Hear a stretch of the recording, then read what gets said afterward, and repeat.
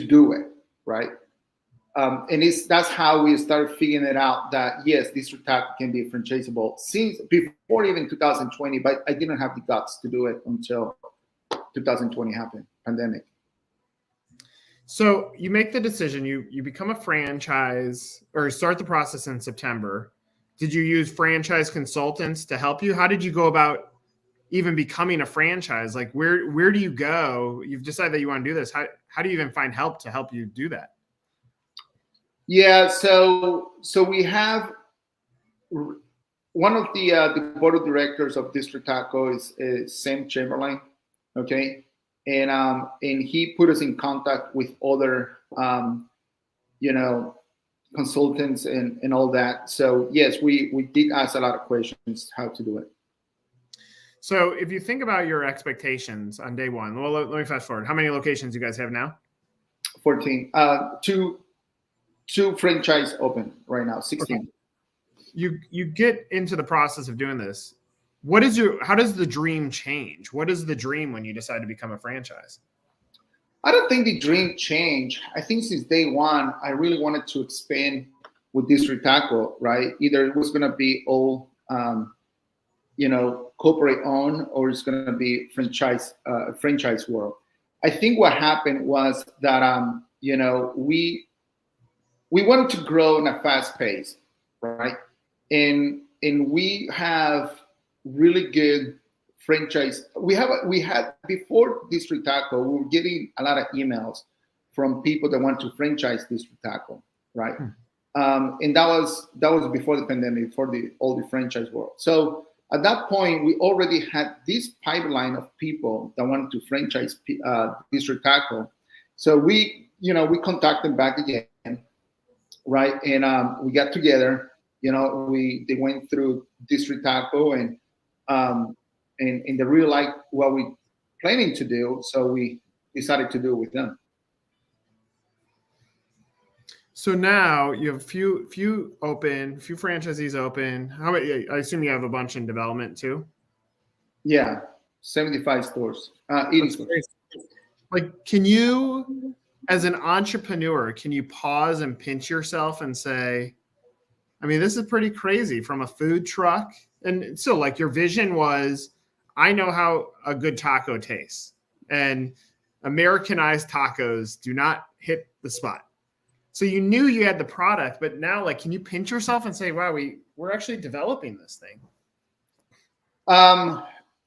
It's not easy, Nick. I mean, look, I think, you're laughing about this because I'm telling you, it is, we treat our franchisees like partners. They can call me anytime and I'm there for them, right? I always say we want to make sure that our franchisees are very successful because that's how we're going to be successful, right? So even though it's a different business, I'm still seeing everything, and I feel like I'm more partners with them than I am with my managers, my store managers, because we work together a lot, So this is great. What's happening for District Taco, now I'm a dreamer. I came to the United States when I was 16 years old, and I always wanted to, do something better every single time. I started selling flowers, when I was a little kid at 13 years old, right? And it's funny because somebody asked me one time, at what age you actually decided to be an entrepreneur? And then I'm like, thinking about it was when I was in Mexico selling flowers. It was in Mexico selling popsicles. You know what I mean? So I always had that dream that nothing is impossible in this life, but you just gotta think about it. I always figured out while we're going. So yes, I can. I don't know. The next, what I want to do was next for District Taco. I really want to put District Taco on every American dining table. That's what I want to put District Taco. You know what I mean? Because that's actually what I'm bringing on the table today. I'm bringing a quality Mexican food made fast. It's and I think we're gonna go big. I want to unpack something from your story because I hear it, and I have a feeling you won't like me saying this, but I can tell that you're a humble guy. Like you said, like my franchisees can call me anytime and I'm there for them. That's a mentality that's different. You're an operator. You're not like a suit and tie business owner who just looks at P&Ls. Like you can tell that about you. And I bet you, like, if you flash backwards to selling flowers in Mexico, that same customer service centric mindset, I'm sure like money is always nice, but if I'm guessing, the motivation for you is almost like winning the game. It's not about the cash that comes alongside it, that it's about a game. Are those accurate statements? That's actually, wow. That's really good. Well, money is very important, right? ROIs, right, is extremely important. For me, it's a more proving that it can be done, right? For me personally, and yes, I'm more like an operation guy, but I have hired people a lot more smarter than me. I cannot even done it without them. District Taco wouldn't be the same if I didn't have those guys, right? I mean, my team is amazing, and I always tell them, if District Taco is very successful, it's not because of me, it's because of you guys, right? It's because of them. But I always hire a lot smarter than the next one, right? If this guy is smart, I need to hire another one that's smarter than that guy. And we keep building that company with the same mentality of keep improving every single day. I'm curious as a leader. I mean, I respect that tremendously. Like, I think the best businesses in the world are built around great human beings. Or, there's a rare scenario where you have a Steve Jobs who's known as an asshole, but his genius really motivates people around him.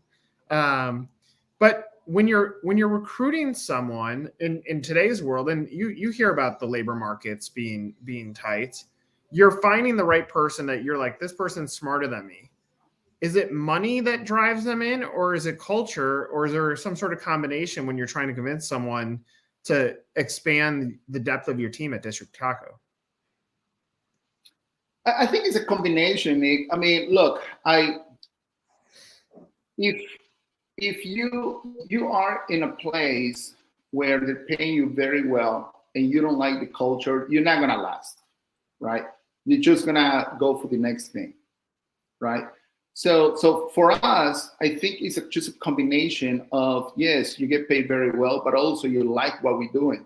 We're not micromanagers. We believe what you have done in previous companies that you can do better with this company, with District Taco. You know what I mean?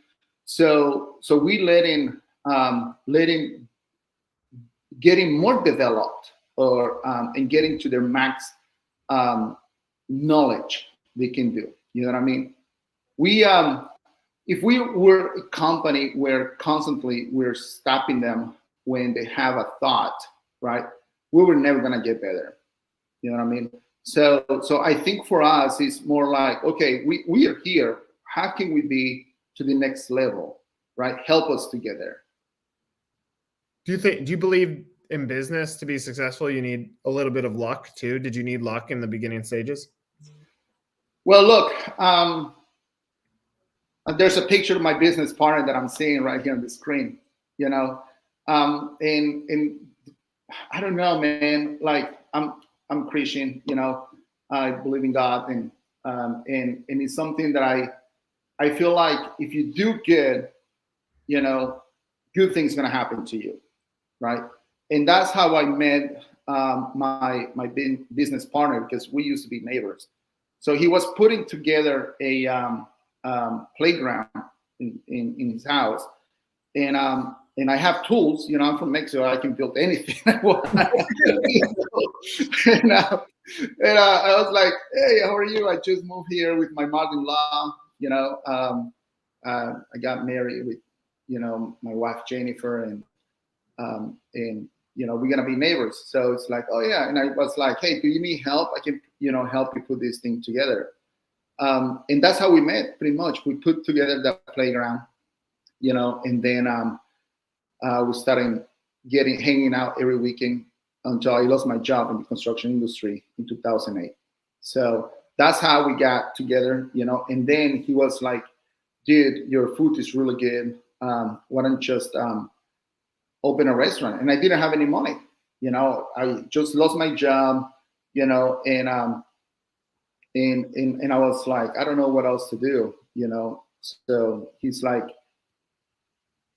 there's a taco stand there's a food trucks in Texas, right? When I go to Texas, there's a lot of food trucks down there, and why don't you just do that?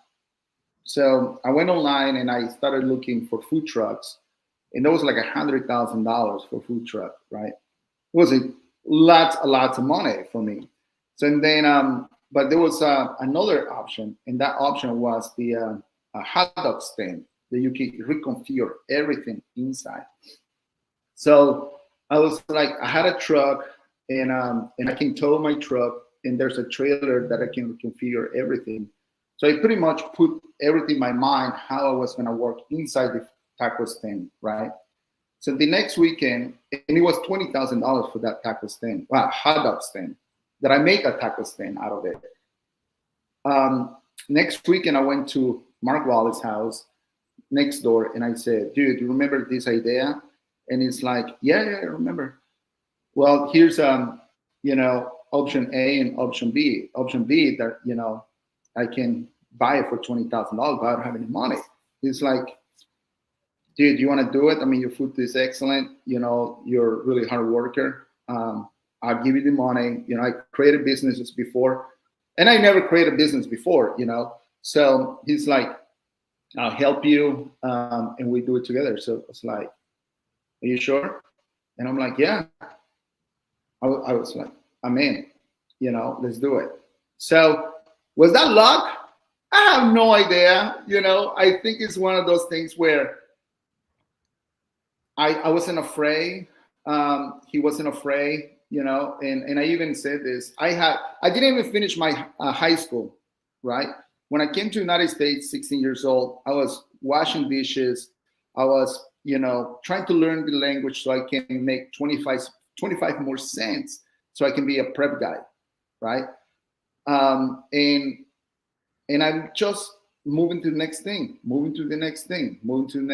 right? So this guy invested in me, invested in the personality that I have, in the, being a hard worker, and here we are after 14 years, So yeah, maybe a little bit of luck, but also being, keep believing in yourself. I think that's what really got me here. Two comments that I want to make on that. One is, I mean, to go through losing your job, knowing that your mindset is you were probably the hardest worker at that place. And so it's probably hard for you to go through a process of feeling rejected when you didn't do anything wrong. It's like life just happened in the economy and everything else. And then for you to pick up the energy and still press forward, that's something that a lot of people struggle with. So I think that's an awesome part of your journey. I also think like it's interesting to hear your story. And this is probably the one negative thing about franchising is when you have massive startup costs, it kind of eliminates that story from a lot of people. Like it strips out the next you who has all the grit and hustle in the world that nobody can out hustle them, but they don't have the capital. And that's probably the saddest part about franchising is because now a business like yours has grown into being a larger investment. The bootstrapper can't enter into it. So it's such a beautiful story. And I imagine when you're meeting franchisees, you're also trying to like look between the lines and say, what's that chip on their shoulder that might be an intangible that says I press forward if shit hits the fan? Yeah, I agree. It's, like I say, we choose the right franchisee, right? We have rejected a lot of people, and not just because we don't think they're good people. It's just that, it needs to feel right. You know, I want for them to really be like me, or like, you know, just be all the time in the restaurants. I want you guys to be at, you know, knowing that the freshness is extremely important for District Taco. You know, I love sports, right? And I'm a very active guy. So I want for them to be active too. You know what I mean? I want for them to be great with people, right? So we don't want for them just because they have money, they feel like they can just invest in District Taco. You know, I want for them to actually be just like me. So do you, now that you're, you know, almost 3 years into franchising or into your franchise journey, are you pleased with how many have come on? Are you anxious? So just to be clear, Nick, even though we had this idea in 2020 when we said, "Oh, District Taco can be franchisable," we actually started franchising like we got registered in 2021. You know, at the end of 2021. So it has been pretty short period of time when we started franchising. Do franchisees, when you meet them, are they attracted to your story? Can they see like you're going to have their back? Is that part of the magic? I think so. I mean, a lot of them, we don't have a lot of franchisees, but you know, two particular franchisees, they have said, "We have invested in you."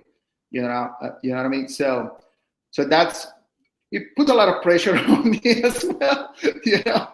But I feel very happy, you know, that they trust in me and they believe in my vision. Well, look, I mean, I love your story. I think I've always said this: brands don't sell brands, people do. And yes, you've figured out a way to create a point of differentiation in the marketplace in the way that you prepare your food. But ultimately, I'm going to buy from you. Like, your story is what's going to get me excited. And knowing that, you know, there's some value in, as sappy as this is, to have a shoulder to cry on. Like, being an entrepreneur or business owner is not easy. Being a franchisee is not easy. And most of the time you're buying into a business that all of a sudden you may have been an expert in sales and marketing, or you may have been a general manager of a restaurant, but now you're thrown in and it's like, well, now you have to have all labor relations, food supply chain, landlord, lease management, staff, like it's complex.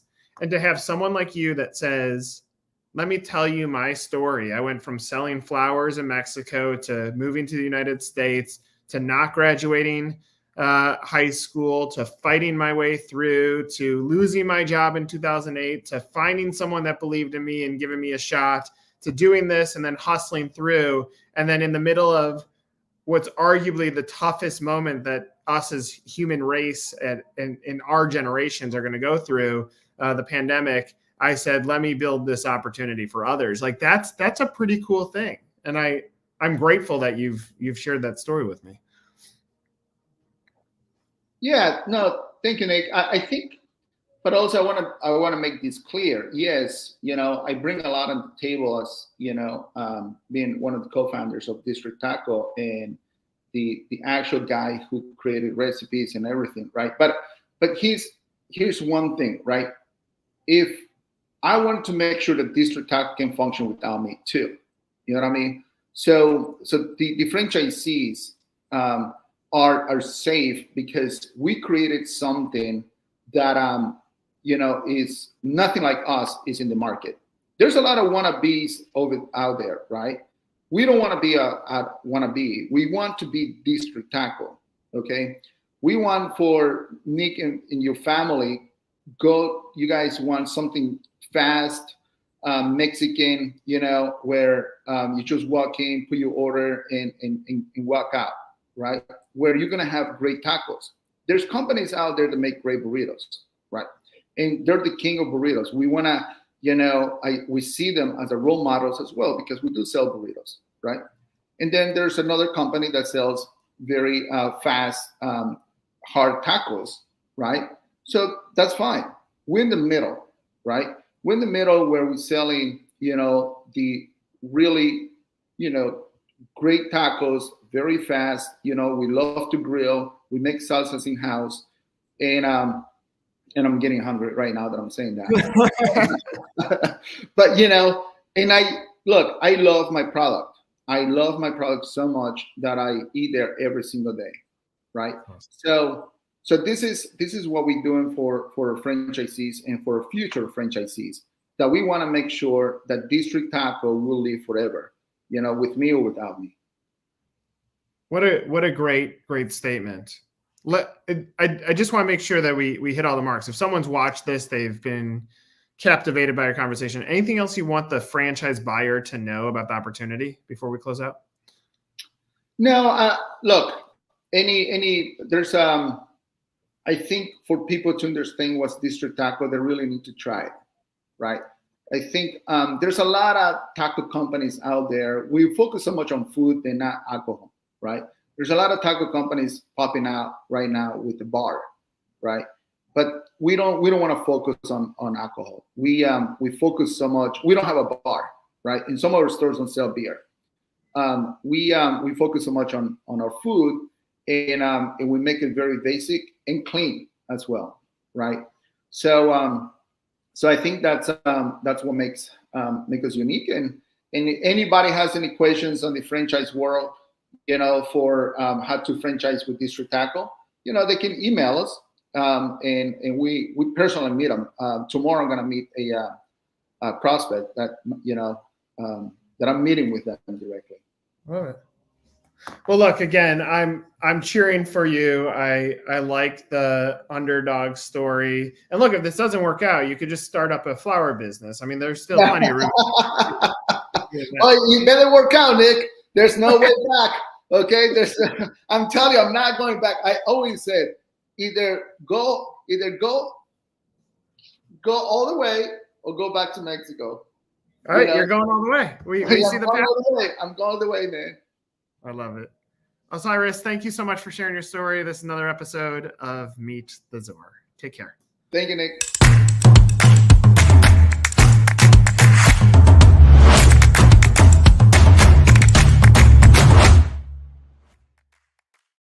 That was great. Thank you so much for sharing your story. That was awesome.